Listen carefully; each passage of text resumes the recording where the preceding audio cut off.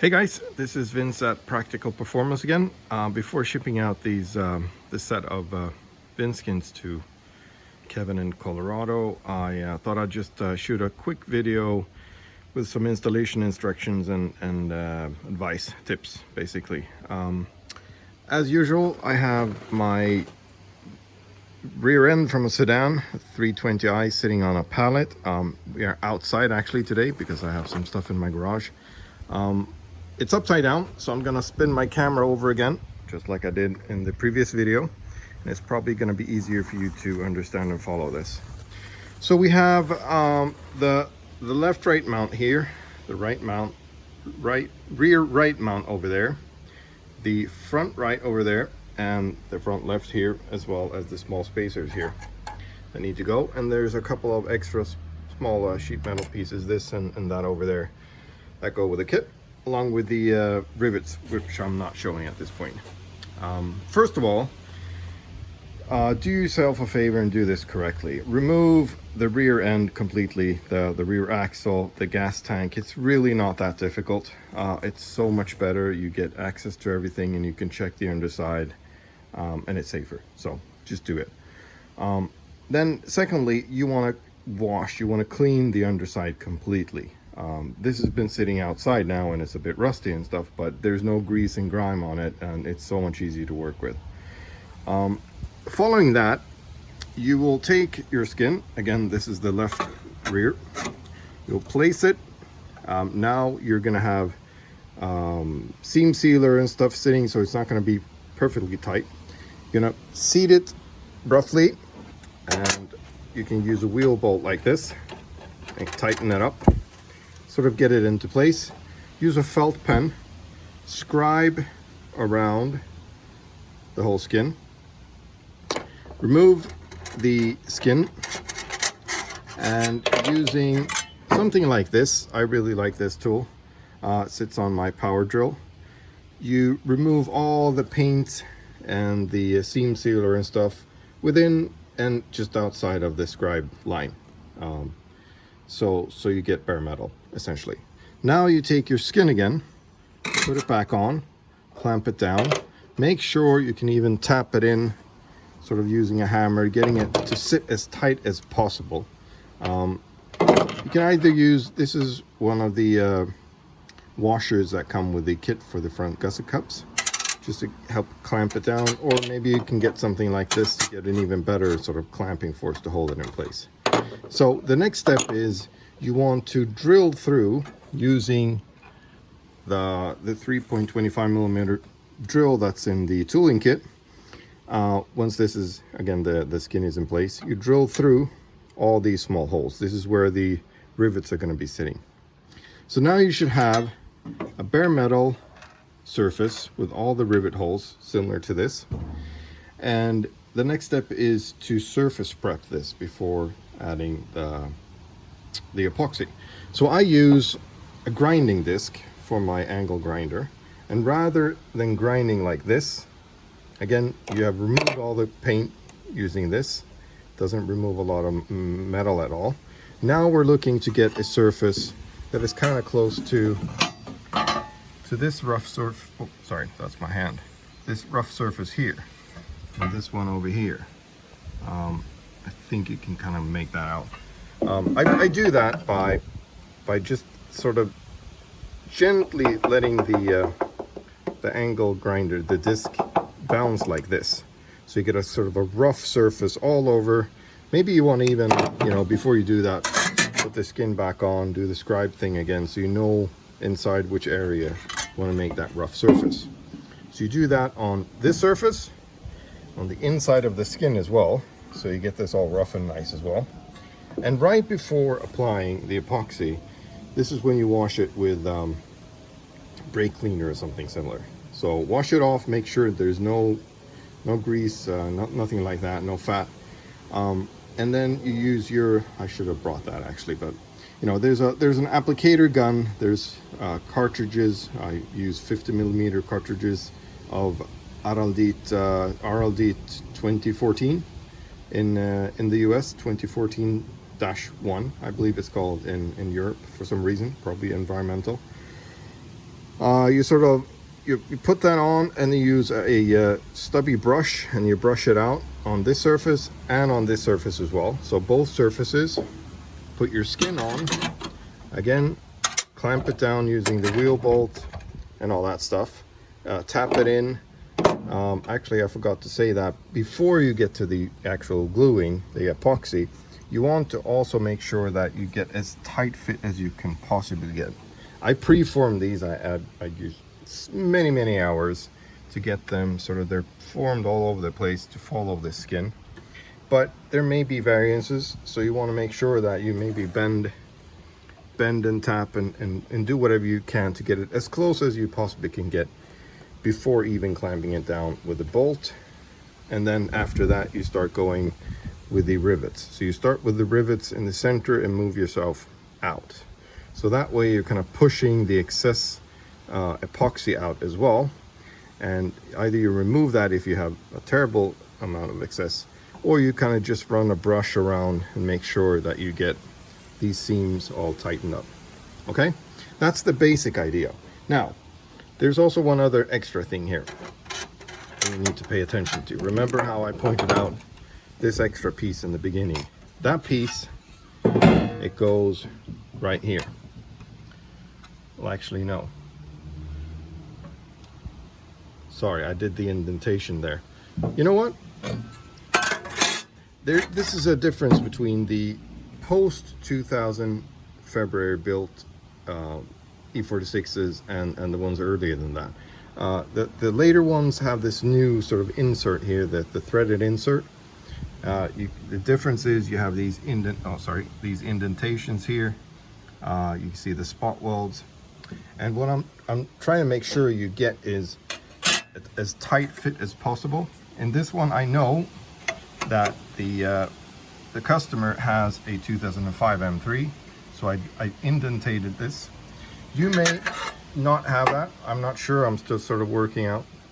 So the idea is that when you have drilled the holes, I haven't actually drilled a rivet hole there in my test bench, but you want to make sure that you place this piece of sheet metal, make sure that you have a hole in it that fits, and that when you put this all together, you have some glue on this as well, and you sort of stick it on, you get the skin outside, and you stick your rivet. This is obviously a drill, but just to get the idea, you stick the rivet through the skin, that small piece of sheet metal, and into the threaded insert, and through the body shell, the rear axle carrier panel. That's kind of a little extra thing there. There's also a small indentation here as well. I don't think that makes much of a difference. But let's move over to the other side. So this was the left rear. Okay. Actually, sorry. Most importantly, this is a 320i. No cracks whatsoever. This is not going to be your case, obviously. This is the left rear. You're probably going to have a rather sizable crack here. As long as this crack is entirely inside of the scribed line that you did for the skin, just stop drill and you should be fine.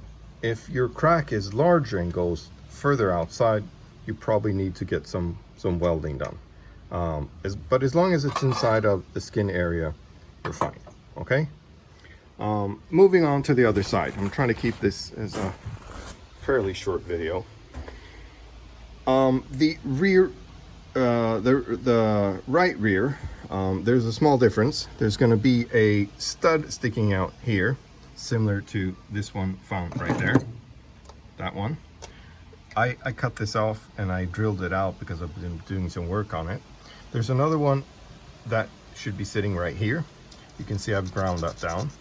I suggest that you cut it off, not too close to the skin, but cut it off so you don't sort of do any marks on this, and then carefully grind it down. Same thing over here as well. You don't need those. They will be replaced by the studs that are sitting on this skin here. And these are for holding the gas filler thing and some tubes that are, you know, lines, gas lines, vent lines essentially going here as well.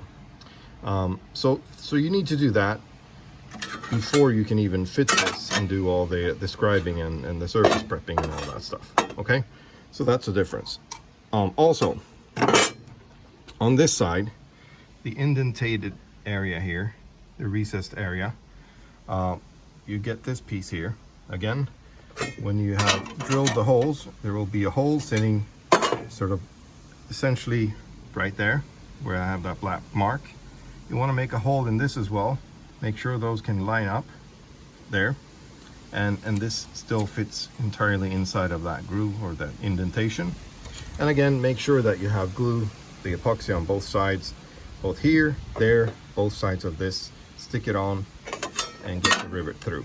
And again, clamp it down and make sure that you put the rivets in and clamp it down starting from the middle and going out.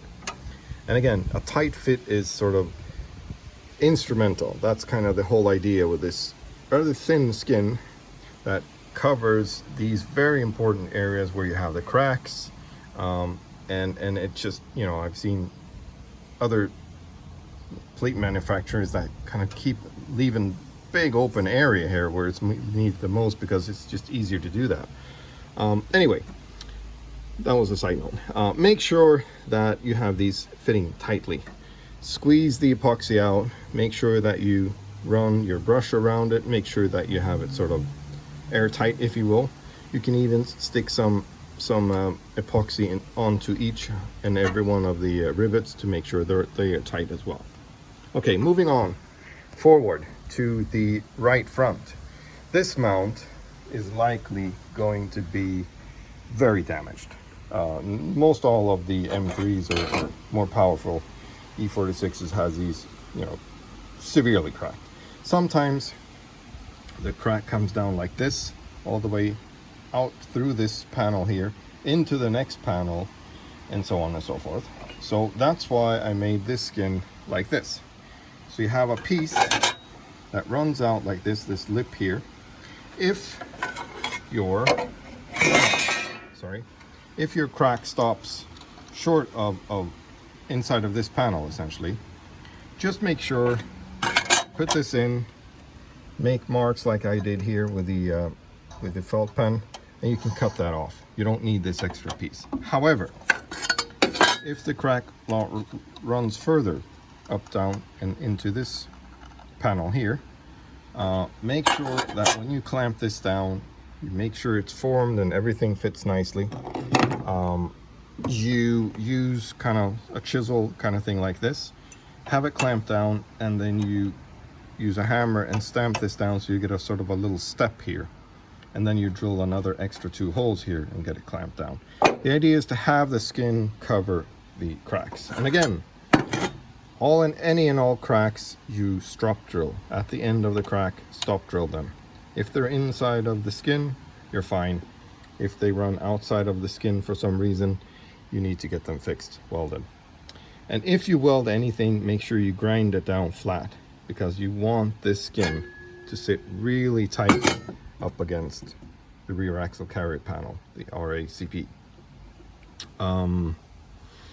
Just to give you an idea, if I run this around, you can see there are numerous hours getting this to fit. You know, we're so close now, it looks like these gaps are huge, but they're not. These are really tight fits. And as I showed in some other videos, in the previous video, sorry, if you go in and have a look over here, you can see those holes.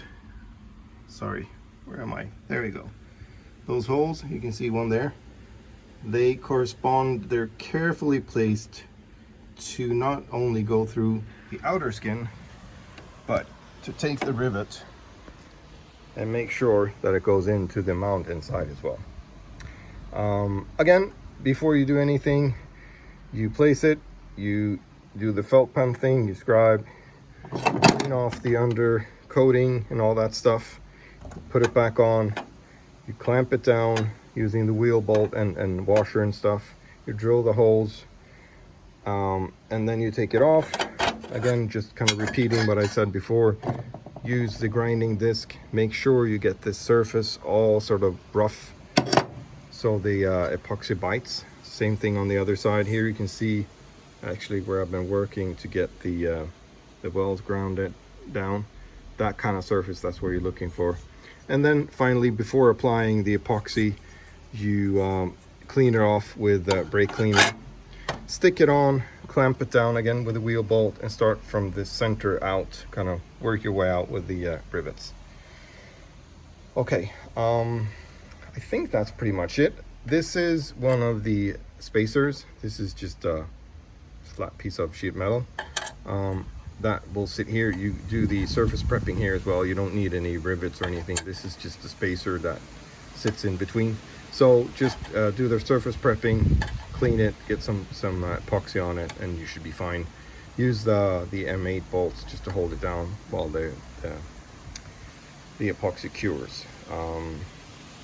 You know what? I think I'm gonna just stop there. Keep it short. Actually, it's 16 minutes already. So if you have any questions, give me a shout. Thank you very much.